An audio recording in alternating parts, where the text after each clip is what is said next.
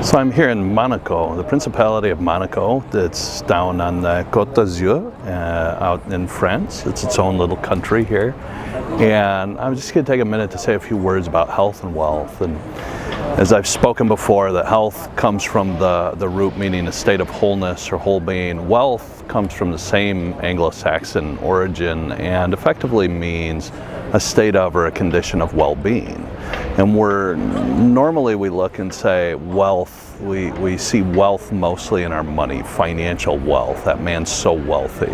And we don't take the time to look at all the different areas that we can have wealth. Certainly in your physical well-being, your physical health, you can have wealth. There's people like Jack LaLanne and Arnold Schwarzenegger, certainly in his younger days, had his wealth was put into his physique. And if you ever meet celebrities and actors that charge for photos, their wealth is certainly what they look like.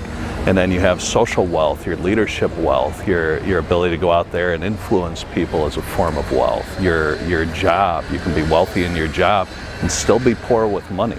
Napoleon Hill is sort of famous for that. He wrote the book Think and Grow Rich, but he died very poor, but he was great at making money. He wasn't very good at keeping money. So his wealth was in his ability to create business, not necessarily in his ability to manage money. And then somebody like me has a great deal of wealth in my mental acuity, in my ability to learn languages and read books and take information in and put it off. And then there's people with beautiful amounts of spiritual wealth, that their wealth is in their spiritual mission, their spiritual quest, or their relationship spiritually with God.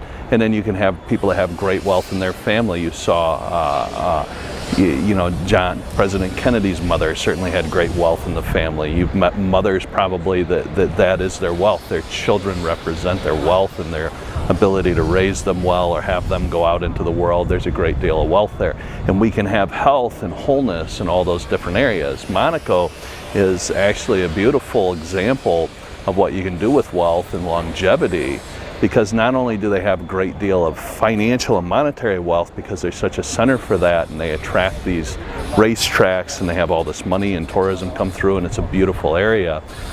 And without me having explored very much of it, we could say that there's certainly got to be some type of business wealth, and there is some social power here because the principality has lasted as an independent sort of country through centuries, and they've created a legacy both financially and vocationally, and they've managed to hold on to that leadership and make themselves the center of the world. I mean, we're effectively in a country that's 3 to 4 times the size of Vatican City, which is just, we measure in the hundreds of acres when it comes down to it.